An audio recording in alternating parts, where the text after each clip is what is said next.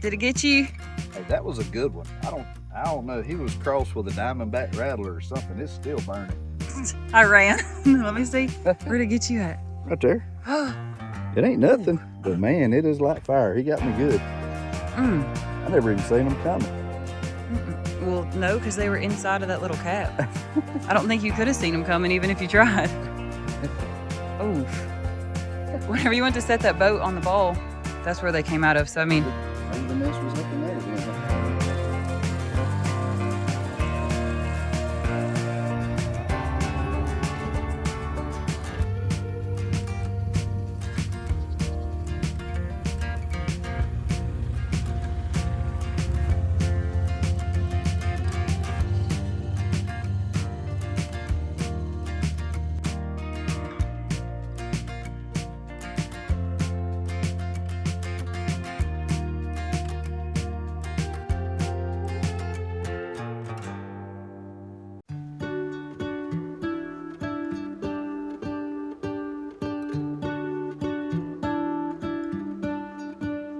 What if the world had more of your smile? What if the wind could spread your love? What if your sweetness could reach everyone? There'd be no wars. Maybe the birds will sing about your heart. Maybe the trees will whisper the word. Maybe the sun will spread your joy to the ones who lost their hope.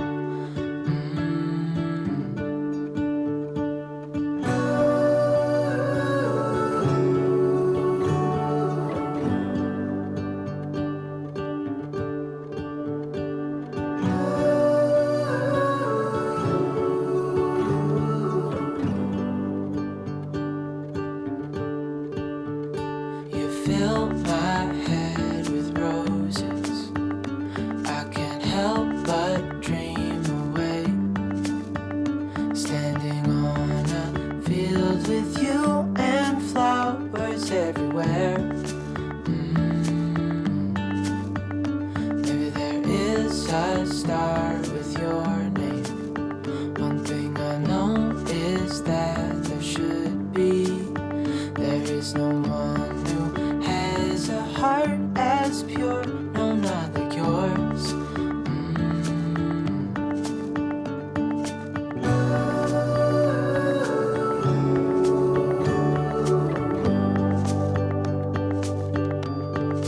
Dreaming of you.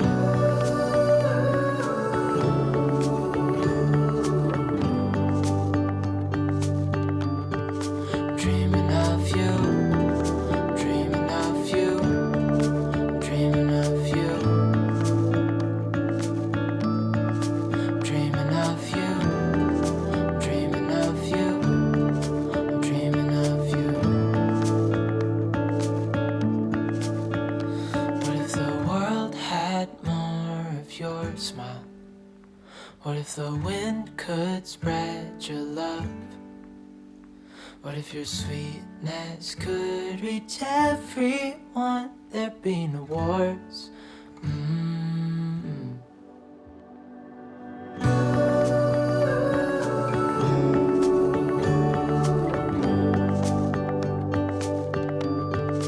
Dreaming of you.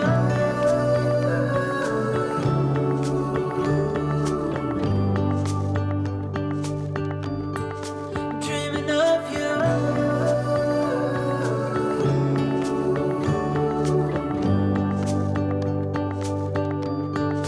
Dreaming of you.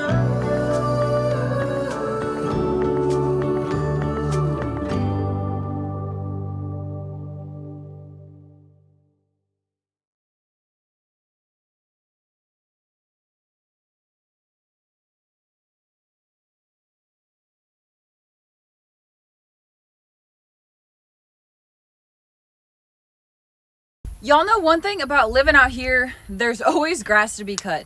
Between the swamp roads, the shop, and keeping up with everything else, mowing eats up so much of our time. Well, y'all, we have found something that's been a total game changer here on the CCL homestead. That is the Sunseeker X series, the ultimate mowing solution. Y'all, Sunseeker is a global leader in intelligent garden care. They blended traditional and technology to make outdoor work a whole lot easier. And with the X Series Elite line, you're getting premium professional grade technology that just about anyone can use. From smaller yards to big acres like we have here, there's a model that fits for everybody. From the X3 Plus up to the X7 Pro. Y'all, what sets this mower apart are the brains behind it. The X Series actually has a full auto-driven navigation system using GPS, AI vision, and what they call AO Navi positioning. That means it plans out the most efficient mowing pattern and doesn't miss any corners. It can handle multiple zones, wire-free mapping, and even works in tricky spots like hedges, angle corners, or shaded areas. On top of that, it's built tough. You get dual cutting discs for a wide cut, adjustable cutting heights, and even an all-terrain conker system. It'll actually climb slopes up to 70%. That is wild. So whether you got a flat yard or something rougher like us, it's designed to handle it. It's smart too, y'all. Visual AI recognizes over 200 types of objects. That means that it avoids things like pets, toys, tools, pretty much anything that ends up in the grass.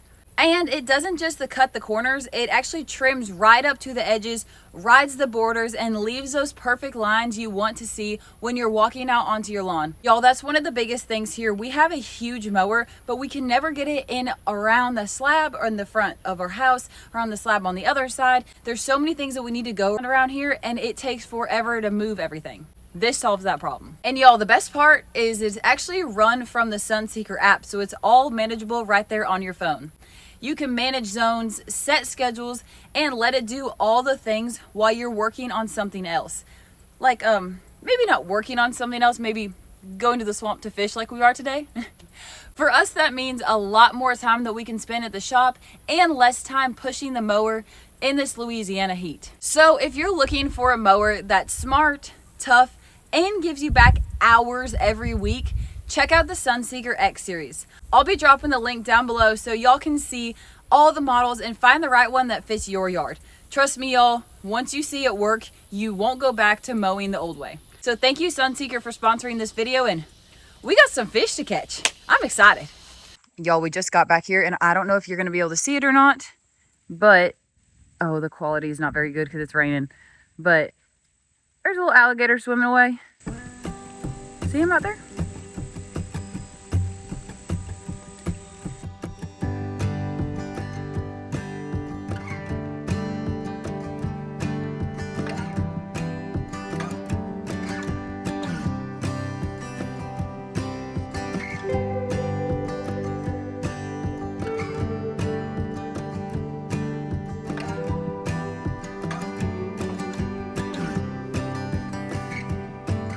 This is gonna come as a shock to everybody, but it said that there was no chance of rain today, a big fat 0, and sunny. They lied.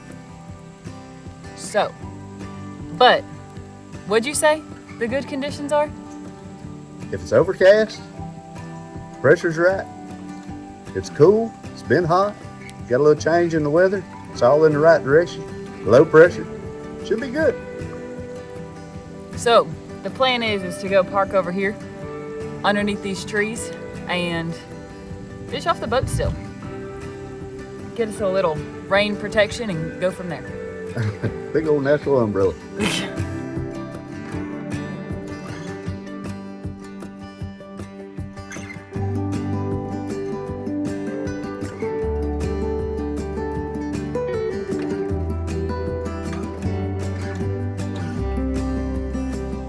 What kind of Gilligan hitch is that you got around that cypress snake? Who taught you how to tie that knot? Sure slips a lot. Sure slips a lot.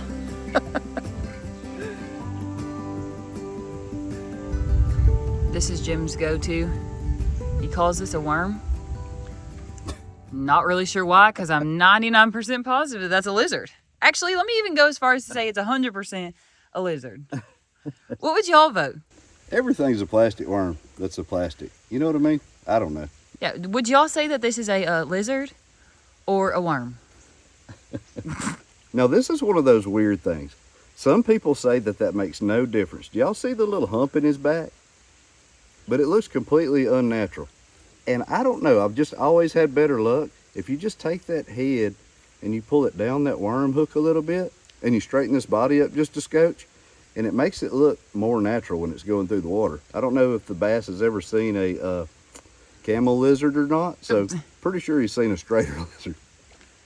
Oh, now it's a lizard. Well, you just said it was a lizard. Make up my mind. Plastic worm. Okay, so that's what I'm going to be fishing with. What are you going to be fishing with? The same thing, or are you going to go with something different? I ain't telling you. We competing. Is that why you gave me that? Yeah, you'll never catch nothing on this.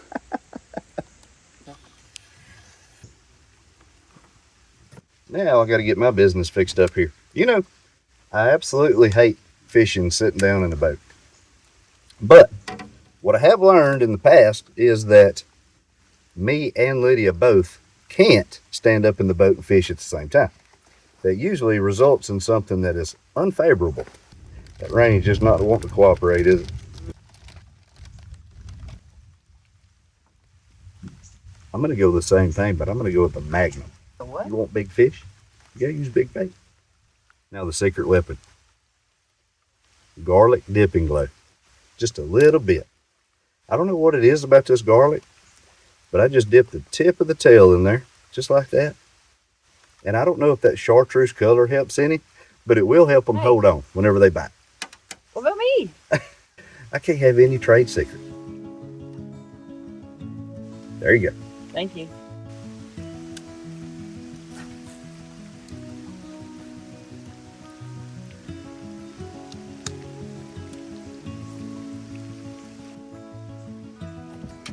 Woo. That right there is why we both can't stand up in the boat. It's that first fish jitters, you know what I mean? He grabbed it. Something about putting that first fish in the boat, you know? Today in the bag of goodies we have, which colors? Black and yellow. Black and yellow, H&H.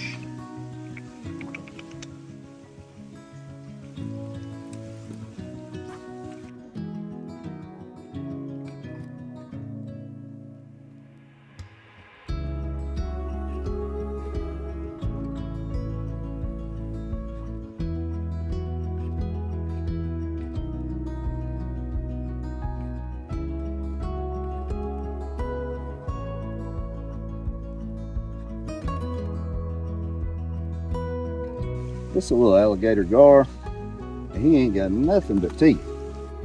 Ooh, I wonder if I can find that picture of you and your daddy catching that one alligator gar.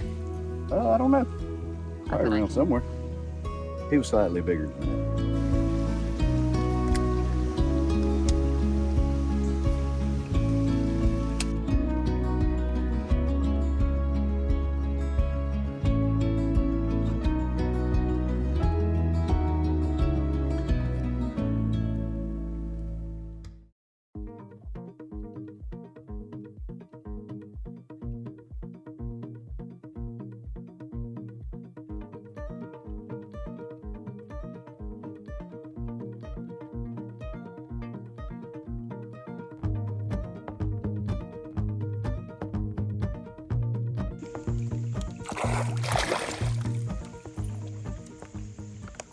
Okay, last time that we caught these, a lot of people asked if they were good to eat or not.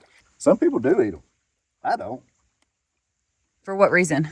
They're just not that good to me. That's one of those fish that you gotta,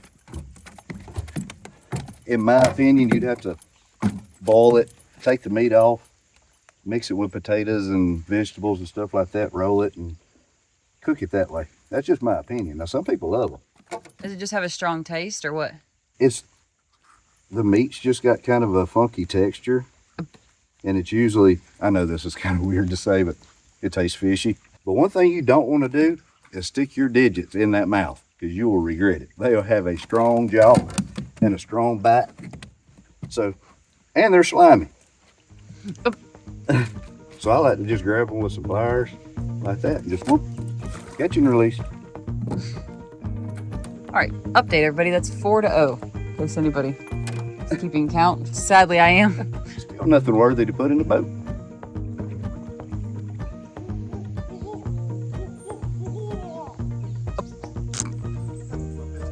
Oh, hey, look at this. Belay all day. Here we go. Uh-huh. Ooh, that's a good size. That's the first one in the box, too.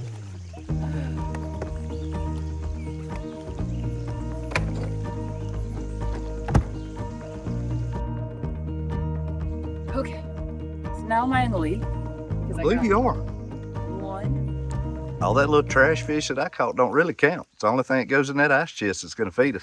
You know, whenever we first packed up to come out here today, it really wasn't about the fishing. Sure, we brought the poles, the bait, and the cooler, but what we really were after was just a little bit of time.